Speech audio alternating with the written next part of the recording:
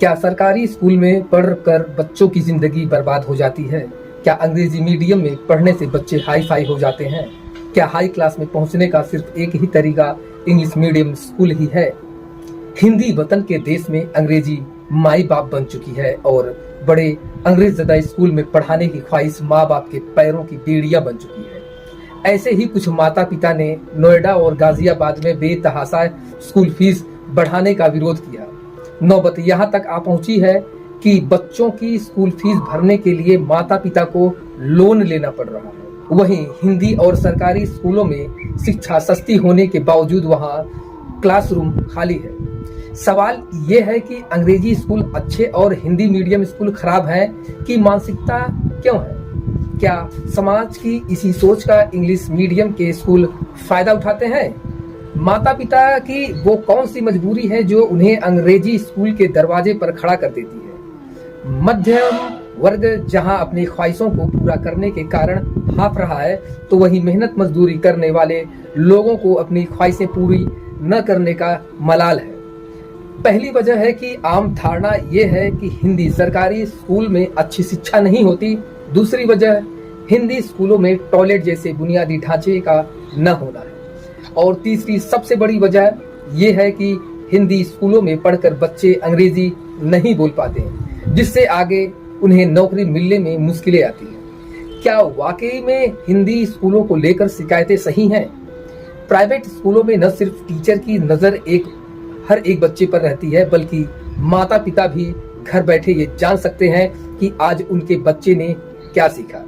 बड़े स्कूलों में मिलने वाली स्मार्ट शिक्षा ही जिंदगी में कुछ कर पाने की गारंटी होती तो फिर मशहूर वैज्ञानिक होमी जहांगीर, भाभा, सीवी रमन और अमर्त्य सेन जैसे भारतीय नोबेल पुरस्कार कैसे जीतते? इन महान हस्तियों का उदाहरण हमने आपको इसलिए दिया ताकि आप ये समझ पाएं कि प्रतिभा माध्यम की मोहताज नहीं है।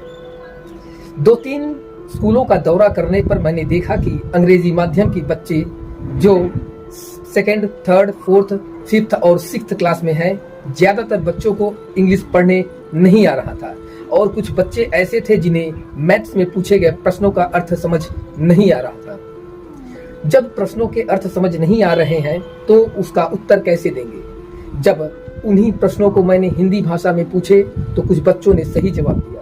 तो बताइए, जब हम अपने बच्चों को अंग्रेजी माध्यम से पढ़ा रहे हैं, अगर उन्हें गणित के प्रश्नों का अर्थ न समझ में आए तो उसका उत्तर कैसे देंगे? यानी बच्चे पहले अर्थ समझें और फिर उसका उत्तर निकालें, जबकि हिंदी माध्यम के बच्चे से पूछे गए प्रश्न के अर्थ को समझने की जरूरत नहीं है, बल्कि उसका हल निकालने में सोचेगा। अब आप सोच रहे होंगे कि हम तो बच्चों को इंग्लिश मीडियम से पढ़ा रहे हैं, उनकी अच्छी खासी फीस दे रहे हैं, तो टीचरों की जिम्मेदारी बनती है कि उनको किस तरह बच्चों को पढ़ाना है वो समझें। तो आपकी सोच यहाँ पर बिल्कुल गलत है। यहाँ पर टीचर के साथ साथ आपको भी अपने बच्चों के बारे में ख्याल रखना है। शिक्षा हिंदी में मिले या फिर अंग्रेजी में, जरूरी है कि वो बच्चों को समझ में आए। तो भाषा का मसला नहीं है, असल मुद्दा शिक्षा की दशा और दिशा का है, जिसकी सबसे मजबूत कड़ी है शिक्षक। तो क्या हिंदी स्कूलों में शिक्षा के गिरते स्तर के लिए शिक्षक जिम्मेदार हैं? जाहिर है हिंदी सरकारी स्कूलों की इसी कमी का अंग्रेजी स्कूल जमकर फायदा उठा रहे हैं। आंकड़े बता रहे हैं कि अंग्रेजी को लेकर जड़ें समाज में बहुत गहरी हो चुकी हैं। आखिर इस सोच को लेकर लोगों की मानसिकता के पीछे असल वजह क्या है? माता पिता अपने सपनों को अपने बच्चों के नजरिए से जी रहे हैं, लेकिन माता पिता को ऐसा करने के लिए कौन मजबूर कर रहा है? क्या अंग्रेजी नहीं आने की वजह से करियर में पिछड़ना इसकी वजह तो नहीं है? क्या अंग्रेजी नौकरी दिलाने और सैलरी बढ़ाने में रोल निभाती है? जाहिर है अंग्रेजी की यही चमक उसे दूसरी भाषाओं से दूरी बना रही है। लेकिन क्या अंग्रेजी की चमक सिर्फ रोजगार में ही है? क्या रिश्तों में भी ये बात बनाती है और बिगाड़ती है? लेकिन अंग्रेजी के इस बोलबाले के बीच एक बड़ा सवाल ये है कि अगर कामयाबी के लिए अंग्रेजी इतनी ही जरूरी होती तो चीन, रूस और जापान जैसे देश बिना अंग्रेजी को सिरमौर बनाए कैसे कामयाब हो गए? क्या हम अपने बच्चों पर दूसरी भाषा का बोझ डालकर गलती तो नहीं कर रहे हैं?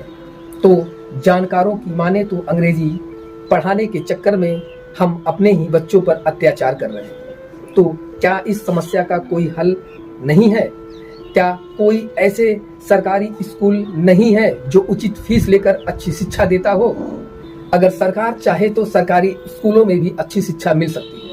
ऐसे में सरकार से मेरा अनुरोध है कि जिस तरह पूरे देश में वन नेशन वन कार्ड लागू है, जिस तरह वन रैंक वन पेंशन लागू है, ठीक उसी तरह एक बोर्ड, एक पाठ्यक्रम और एक फीस की व्यवस्था लागू की जाए, ताकि अमीर हो चाहे गरीब, अच्छी शिक्षा सबको बिना भेदभाव के मिल सके। इस वीडियो को ज्यादा से ज्यादा लोगों में शेयर करें, ताकि समाज में पनप रहे लोगों की ऐसी मानसिकता को खत्म किया जा सके और सरकार इस पर विचार कर एक बोर्ड, एक पाठ्यक्रम और एक फीस की व्यवस्था लागू करे।